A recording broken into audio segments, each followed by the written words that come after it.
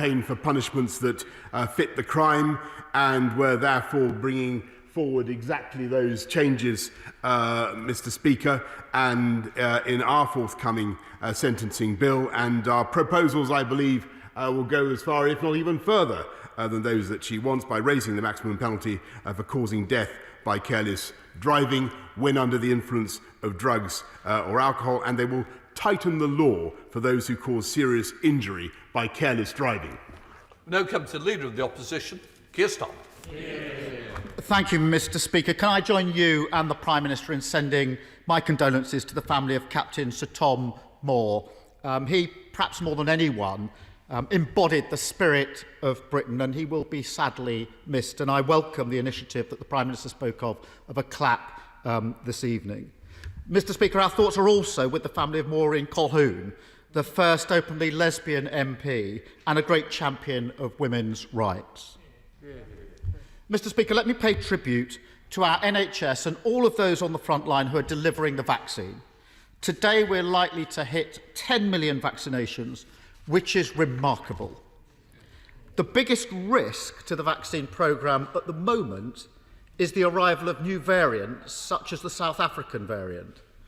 On that issue, the government's own scientist, Sage, said 2 weeks ago, and I quote, "Only a complete preemptive closure of borders or the mandatory quarantine of all visitors upon arrival can get close to fully preventing new cases or new variants."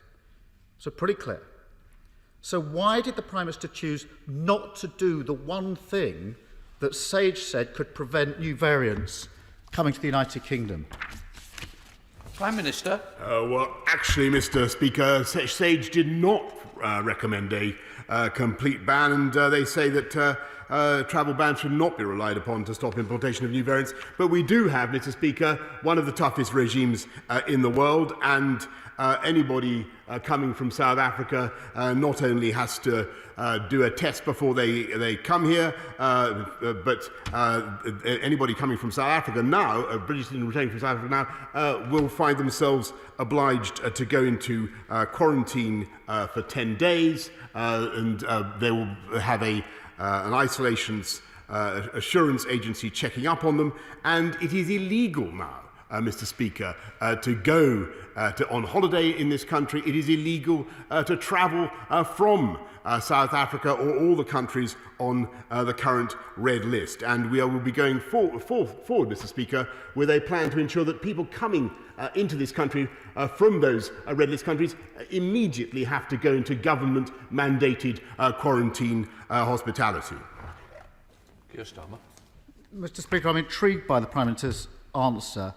I don't think he disputes what Sage's view was, that only a complete closure or comprehensive quarantine of all arrivals will work. He doesn't seem to dispute that. He says it simply wasn't a recommendation.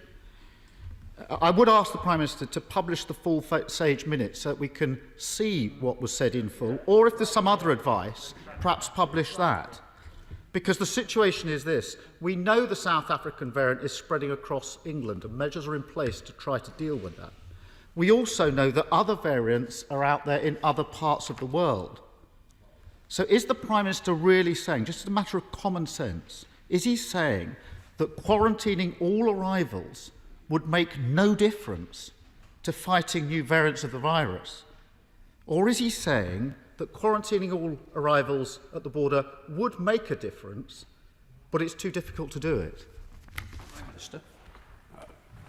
Mr. Speaker, this is the right honourable gentleman who only recently said that quarantine measures were a blunt instrument, and whose Shadow Transport Secretary said that quarantine should be lessened. We have one of the toughest regimes in the world, and I think when he calls for a complete closure of borders, or suggests that might be an option, Mr. Speaker, he should be aware that 75% of our medicines come into this country from the European continent, 45% of our food, 250,000 businesses in this country rely on imports. It is not practical completely to close off this country, as he seems to be suggesting. What is practical to do is have one of the toughest regimes in the world, and to get on with vaccinating the people of this country, which is what we are doing, Mr. Speaker. Keir Starmer. Mr. Speaker, what he says about the Labour position is complete nonsense. He knows it. It's the 3rd of February 2021. With new variants in the country, our schools are shut and our borders are open.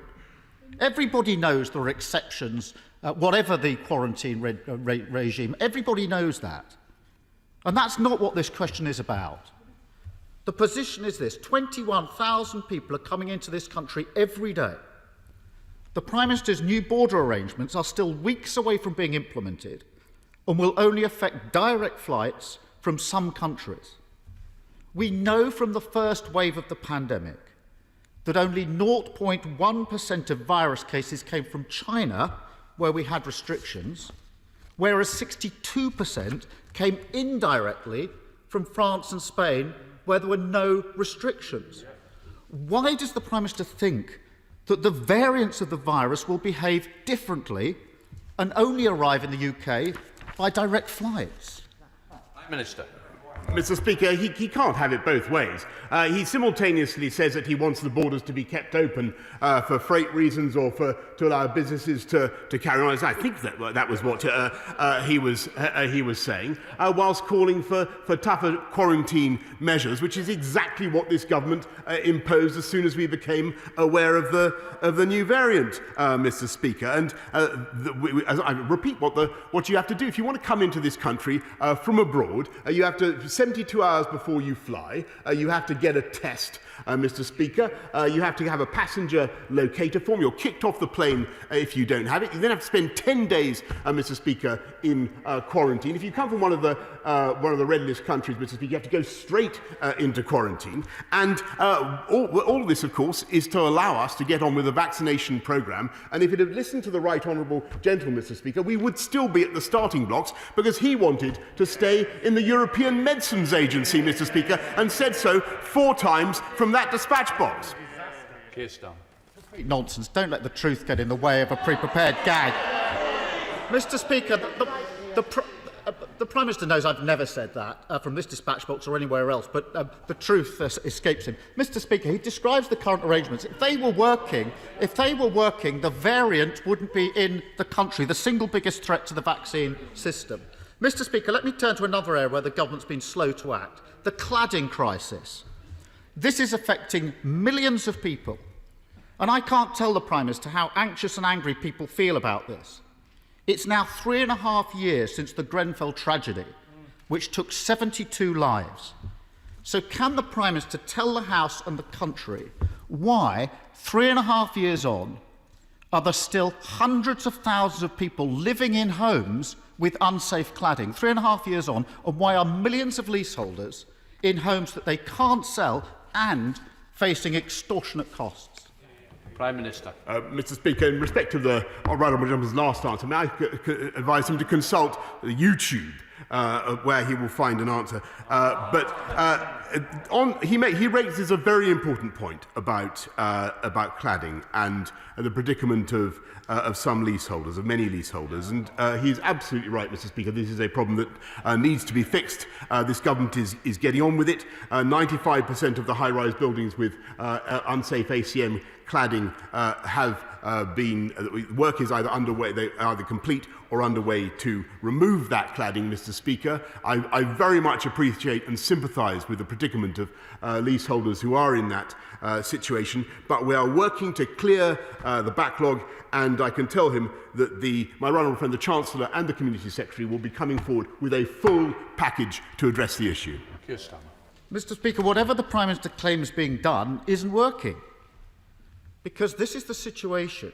Through no fault of their own, huge numbers of people, especially leaseholders, are stuck in the middle. They are living in unsafe homes. They can't sell, and they're being asked to foot the bill. That's the situation that they are in. Take, for example, Will Martin. He's a doctor who's got a flat in Sheffield. He's been spending his days on the front line fighting COVID in the NHS. He spends his nights worrying about the £52,000 bill that he now has to pay for fire safety repairs. He doesn't want future promises, Prime Minister. He doesn't want to hear that it's all been sorted when he knows that it hasn't. He wants to know here and now, will he or will he not have to pay that £52,000 bill?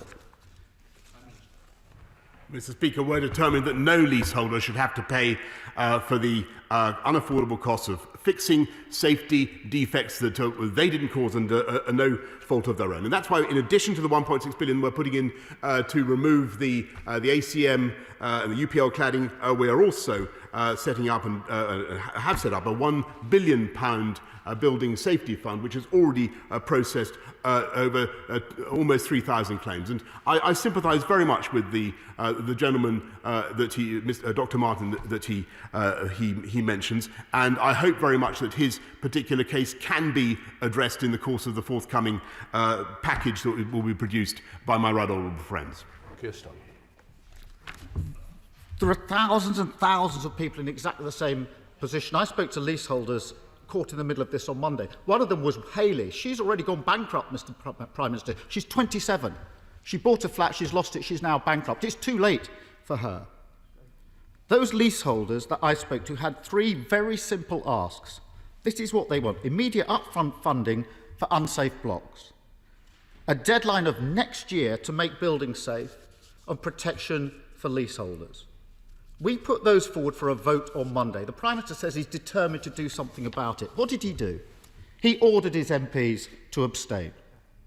If the Prime Minister is serious about moving this forward and ending this injustice, will he commit today to those simple asks from leaseholders? Mr. Speaker, we're getting on with the job of helping leaseholders across the country by remediating their buildings. And in addition to the funds I've already mentioned, I can tell him that we're also introducing a £30 million fund to install alarms and other interim measures. And we're making it very clear to the mortgage industry that they should be supporting people living in such accommodation, and and making it clear to all sectors of the industry that people living in such homes should not be tied up in the whole EWS1 process. And that will benefit about 450,000 homeowners, Mr. Speaker. I think he's right to raise the problem, but we're getting on with addressing it, Mr. Speaker. And we're getting on with addressing the fundamental problem that afflicts this country, and that is the COVID pandemic. And that's why I'm pleased that we've now done 10 million vaccines, first vaccinations across the country. And I repeat, Mr. Speaker, had we listened to the right honourable gentleman, we would be stuck at go, because he's shaking his head, but he can check the record. Several times he said that this country should remain in the European Medicines Agency. And if he wishes to on a point of order, to correct me, because he said it was wrong just now, I think he should study the record and he'll find that is exactly what he did. We want to get this country safe again. We want schools to come back. Mr. Speaker, he continues to refuse to say that schools aren't safe, Mr. Speaker. And on the contrary, he spends his time looking at Labour focus groups who tell him that he should stop sitting on the fence. Prime Minister. Mr. Speaker, No, Prime Minister, just in fairness, I think we've got to be somewhere near the question that was asked, and I don't want you to go around the world answering every problem and issue. There's a lot more questions. Who's going to allow you to do that? And the first one's coming, Marco Longi. Thank you, Mr. Speaker. And may I join the Prime Minister with his moving words towards Captain Sir Tom Moore, who was an inspiration to each and every one of us in this country and beyond, may I say. Mr. Speaker, the Priory Boxing Club in Dudley has produced many champions, including Ryan Aston, who became champion 5 times in this country.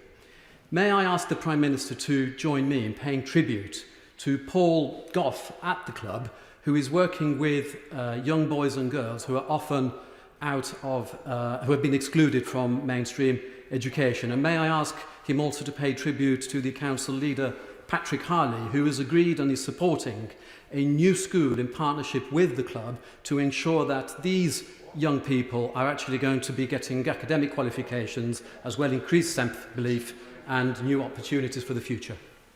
Prime Minister. Mr. Speaker, I thank my honourable friend for raising this excellent club, and I'm happy to join my honourable friend in paying tribute to the work of Paul Goff and Patrick Harley, everybody at that Priory Boxing Club. And I know from personal experience what a huge difference it can make, not just to young people's fitness, but also to their educational success to attend boxing clubs, Mr. Speaker. Let's head up to the leader of the SNP in Skye and Loch Harbour, Ian Blackford. Thank you, Mr. Speaker. And can I associate myself with your remarks about the remarkable gentleman, Captain Sir Tom Moore? Everything that he's done, he has been an inspiration to each and every one of us. And I would like to send my condolences to his family and friends. Mr. Speaker, last week, we told the Prime Minister it was wrong for him to visit Scotland in the middle of a pandemic. We told him it was a non-essential visit. Mr. Speaker, this morning, the Daily Record newspaper revealed that the Prime Minister knew that the Livingston plant that he was visiting had an outbreak of 14 COVID cases just 24 hours earlier. There are serious questions to answer. Did the Prime Minister and his advisers know about the COVID outbreak? When did they know? And when did the Prime Minister make the irresponsible decision to go ahead with what was a PR stunt? Minister. Mr. Speaker, I can think of a few things more important than to see the rollout of the vaccination programme across this country, to encourage the wonderful companies who are doing great work across the whole of Scotland, to see the commitment of those Scottish scientists to helping us all to defeat the pandemic. And it was fantastic to talk to them, Mr. Speaker. And I would just repeat that the government remains, as I said yesterday, very willing to help Scotland with the rollout of vaccines across the whole of the UK. Returning to Ian Blackford. Ian Blackford. And there is the wow factor once again with the Prime Minister. What an absolute shambles that he's gone to a plant where there was a COVID outbreak, and the Prime Minister can't just explain away this absolutely shocking error of judgment. Anyone can see that his campaign trip to Scotland was utterly, utterly reckless. The Daily Record story is very clear. The Prime Minister and his advisers knew there was a serious COVID outbreak at this plant. They knew the visit posed a risk, but they made a deliberate choice. They made the irresponsible choice. The Prime Minister put politics before public health. Prime Minister, why be so reckless? Is it any wonder that people in Scotland have no faith in this Prime Minister? Isn't he the worst possible leader at the worst possible time? Mr. Speaker, I think what the people of Scotland want to see is the whole country pulling together and working to develop the vaccine, as that fantastic plant in Scotland is doing. One of the advantages of the Valneva vaccine is that it may be able to combat all sorts of variants in a very comprehensive way. It's amazing, wonderful to see Scottish scientists working to do that. I had a fantastic time. Nobody, by the way, raised that issue with me before or since, and it is my job, Mr. Speaker, to visit every part of this country. Nothing and no one, Mr. Speaker, is going to stop me, and I am very, very proud of the record of the government in rolling out the vaccine. As I say, the offer, it remains open to the Scottish Nationalist Party, where their National Party, if they insist, though they are also nationalists, Mr. Speaker, we're there to help the rollout of the vaccine, if do more were they to decide that is necessary, Mr. Speaker. Thank you, Mr. Speaker. Closing the attainment gap has always been at the heart of our education policy, and yet we know that the pandemic is having a devastating effect on our children's education. I welcome the Prime Minister's commitment to prioritise the opening of our schools. Would he also agree with me that we must put the catch-up of children's missed education at the centre of our recovery programme? Yes, indeed, Mr. Speaker. That's the single most, I think, of all the challenges now facing the country. It is remedying the damage to children's education. Yes, of course, we've got to clear up the backlog in the NHS. We have problems in the courts, but it is education that is going to be the focus of this government, Mr. Speaker, and repairing the differential learning that's taken place during the crisis. Let's head to Northern Ireland with Stephen Farry. Stephen Farry. Thank you, Mr. Speaker. We need to be open and honest on the reasons why the Northern Ireland Protocol exists, but do all we can to make its implementation as easy as possible. So in that spirit, in the talks with the EU that will take place over the coming days, will the Prime Minister make it a priority to seek a UK-EU veterinary agreement, which would help both with respect to the Northern Ireland Protocol, but also all UK food exporters? Mr. Speaker, I'm very grateful to the honourable gentleman, and we do think that it is very important that the protocol should not place unnecessary barriers or barriers of any kind down the Irish Sea. It was, as I said to a colleague earlier, I think it was most unfortunate that the EU seemed to want to impose a barrier across the island of Ireland. We seek to make sure there are no such barriers, Mr. Speaker, down the Irish Sea. I said to Gloucestershire with Lawrence Robertson. Lawrence Robertson. Thank you, Mr. Speaker. Some of my constituents had their Christmases ruined because the heavy rainfall and local inappropriate development caused foul water to enter their homes, causing them great difficulties. So will the Prime Minister appoint a statutory body with the specific and undeniable responsibility of ensuring that no developments can automatically tap into existing drainage systems, and that before developments begin, a full assessment is made of the local drainage capacity, and if that capacity would be inadequate, that the development does not begin until the infrastructure is upgraded? Prime Minister. Well, I will study the very interesting proposals that my honourable friend makes, but in the meantime, I will raise them particularly with the Environment Agency, who I think do a fantastic job in managing local areas that are prone to flooding, to putting in the necessary defences. And I know that our colleagues across the House will have seen the work of the Environment Agency across the country, and we're making another £5.2 billion investment into additional flood defences, which I know will benefit his constituents in Gloucestershire and across the country. Sorry, thank you, Mr. Speaker. The Prime Minister was not born in this country. My parents were not born in this country. I was, but we are all British. There are, however, hundreds of thousands of children, including in my constituency in Streatham, who, like us, born or raised here, are entitled to citizenship but priced out by a £1,012 fee. Without it, they face barriers to university, work, healthcare, renting a home, or opening a bank account. Does the Prime Minister agree with me that it's wrong that the government makes 60% profit on these applications? And will he take steps to reduce or even end citizenship fees for children?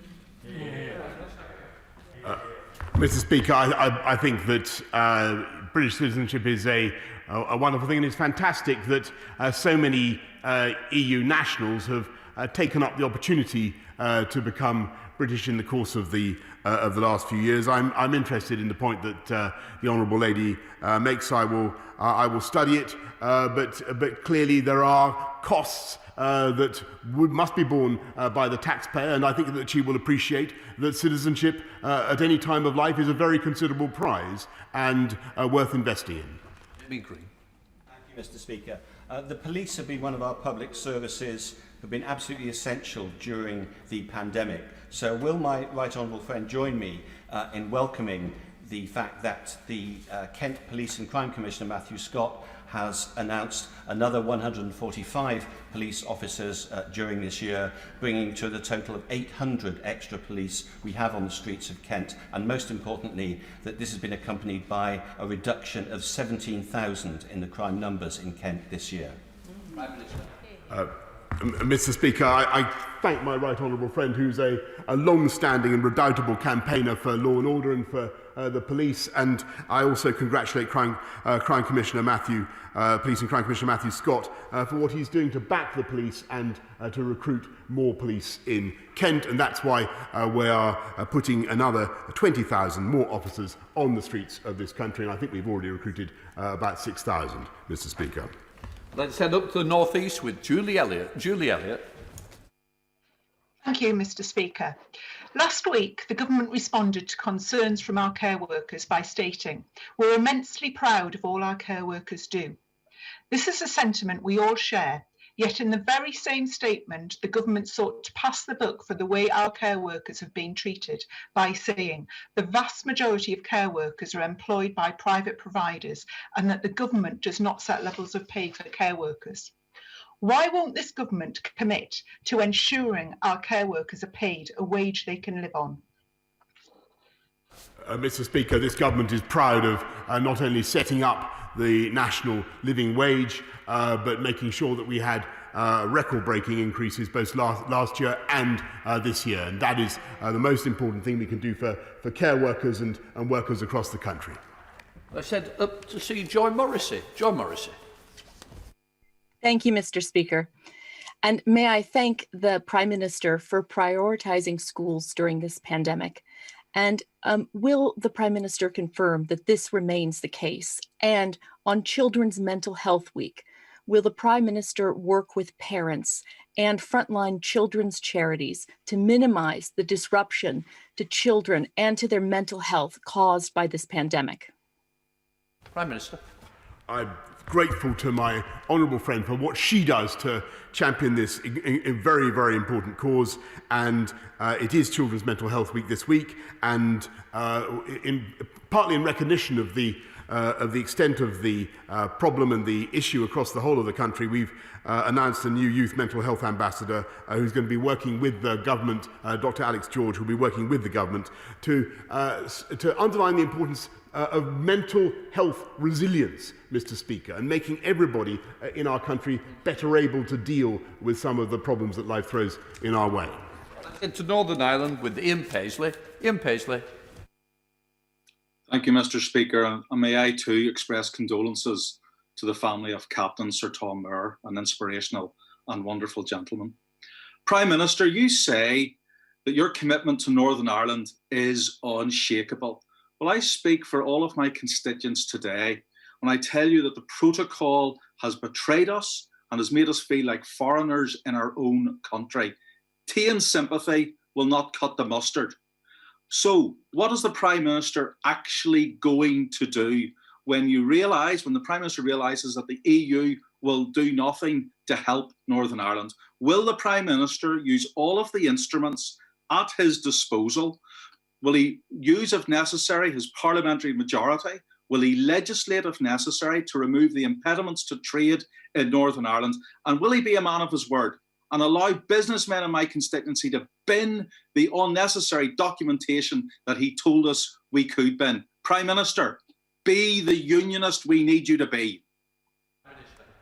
I utterly share the frustration of the honourable gentleman about the way the EU, in particular, the EU Commission, temporarily seem to call for you to use the protocol in such a way as to impose a border contrary to the spirit of the Good Friday Agreement, contrary to the letter of the Good Friday Agreement.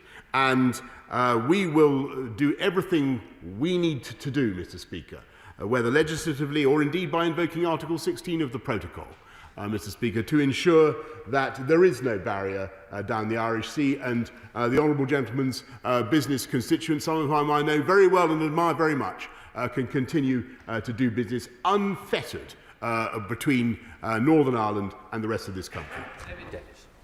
Speaker, may I congratulate my right honourable friend on his calm handling of the European Commission's misbehaviour over vaccines in Northern Ireland. Nevertheless, we can learn something from our European friends. Andalusia, a Spanish province of 8 million people, had a COVID death rate of about 190 deaths per million in November, higher than ours at the time. After giving activated vitamin D, calcifidiol, to care home residents and some GP patients, that death rate almost halved, whilst ours was doubling. Can he ask his advisers to look urgently again at the very latest Spanish research about this cheap, safe and apparently effective treatment?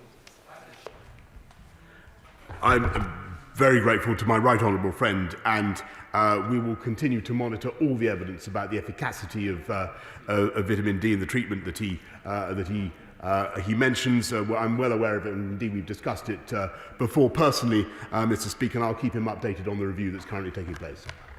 Let's head up to the northwest with Rosie Cooper. Rosie Cooper. Thank you very much, Mr. Speaker. Scammerdale residents believe that they are an island of forgotten people. It's a 60s new town with very poor public transport and one of the lowest levels of car and vehicle ownership. For many, the only means of getting to doctors, schools, shops, or visiting loved ones is through 87 underpasses, many of which flood every time there's rain. Will the Prime Minister ask his officials to work with Lancashire County Council to find and fund a permanent, and I do mean a permanent solution, which doesn't involve providing canoes? Thank you, Mr. Speaker. Prime Minister.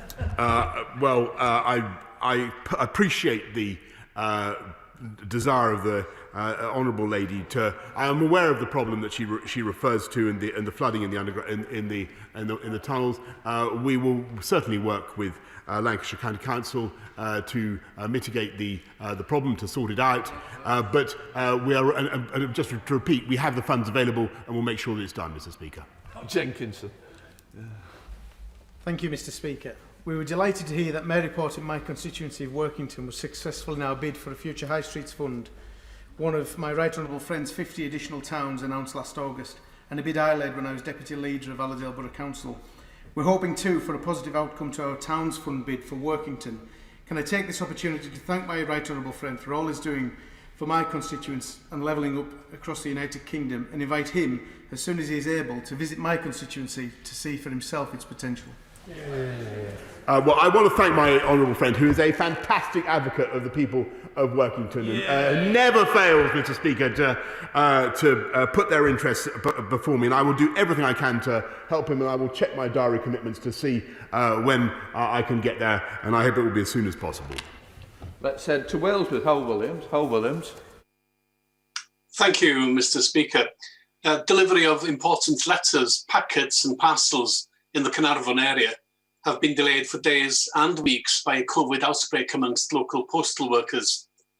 The Prime Minister will, I'm sure, join me in wishing my constituents a speedy recovery. But what is his government doing during this health crisis to make sure that the once world-beating, but by now privatised Royal Mail is sufficiently robust to fulfil its duty to the public, particularly in rural areas?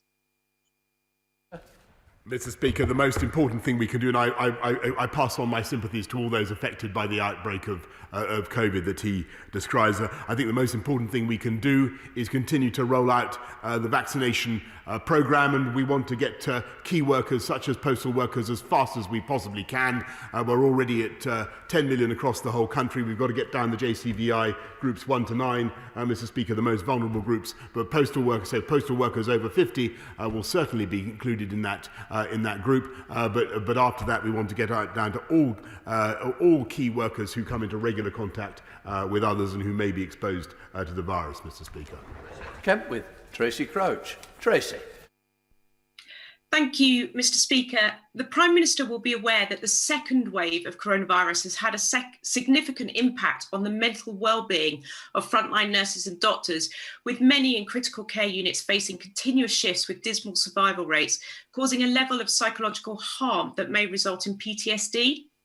With this in mind, will he look at utilising the military understanding of this condition and urgently invest in training sufficient numbers of psychology professionals to support our heroic nurses and doctors fighting on the front line of this battle against COVID-19? Prime Minister. Mr. Speaker, my right honourable friend raises an extremely important point about PTSD in the NHS and NHS staff who do an amazing job treating us all. And I will certainly look at the particular recommendation that she now makes, but clearly we're as part of the £52 billion package of investment that we're making in the last year into the NHS. We will be making sure that we support staff working on the front line, their mental health, and making sure that they have all the health and well-being helplines that they need, all the advice and counselling that they need to get through what has been for all of them a really, really difficult time. Let's head up to Lanark with Angela Crawley. Angela Crawley. Thank you, Mr. Speaker. Yesterday, the Scottish Government announced that they would go further than the Prime Minister and introduce a comprehensive system of supervised quarantine for those entering the country. It is evidently clear that countries that have employed an effective international quarantine measure are now reaping the rewards of reopening their economies and reducing the unnecessary loss of life Faced with the overwhelming evidence that importing new cases and variants could undermine our efforts again, why is the Prime Minister watching, waiting and hoping for the best when we know that his dithering on crucial decisions has already had catastrophic consequences?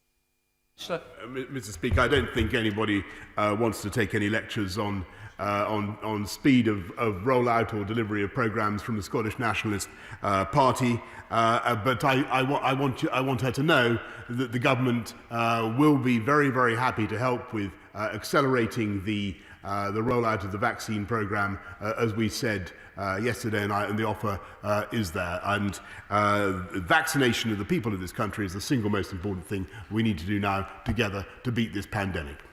Let's head to Hertfordshire with Stephen McPartland. Stephen McPartland. Thank you, Mr. Speaker. Millions of leaseholders are living in fear because they have no idea how safe their buildings are, and they're also facing staggering bills which they cannot afford. Can the Prime Minister assure me that leaseholders will not have to pay to fix these historic fire safety defects, and also rule out loans to leaseholders, which are not a solution? Yes, Mr. Speaker, as I said earlier on, we're absolutely clear that leaseholders should not have to worry about the cost of fixing historic safety defects that they didn't cause, but I appreciate the sympathy and care with which he represents their interests. We're now heading to Stephen Timms. Stephen Timms. Thank you, Mr. Speaker. It's been estimated that 40,000 people were scammed out of their pensions in the 5 years after the pension freedoms took effect in 2015. Attractive deals on Google or Facebook turn out all too often to be a fraud. So will the Prime Minister ensure that the planned online harms bill tackles online financial harms in order to address this very serious problem? He makes an excellent point, Mr. Speaker, about online fraud. It is becoming an increasing concern of the government, and I think of people across the country. People must be vigilant. We will look at what we can do, as he suggests, with the online harms bill or any other measures to protect people, particularly pensioners, against fraudsters online. And don't forget, the Prime Minister is asking the countries to get together and clap at 6 o'clock. I'm now suspending the House for 3 minutes to enable... No, they can't come back. I'm just going... Point of order, is it related to Prime Minister? Mr. Speaker, if it assists the House, perhaps I could help to correct the record. On the 31st of January 2017, the Right Honourable Gentleman opposite told the House, as recorded in Hansard, why would we want to be outside the European Medicines Agency, which ensures that all medicines in the EU market are safe and effective? Order. We're not continuing the debate. That correction will be on the record, but I'm not reopening a debate. I am suspending the House for 3 minutes to enable the necessary arrangements for the next business to be made. Order.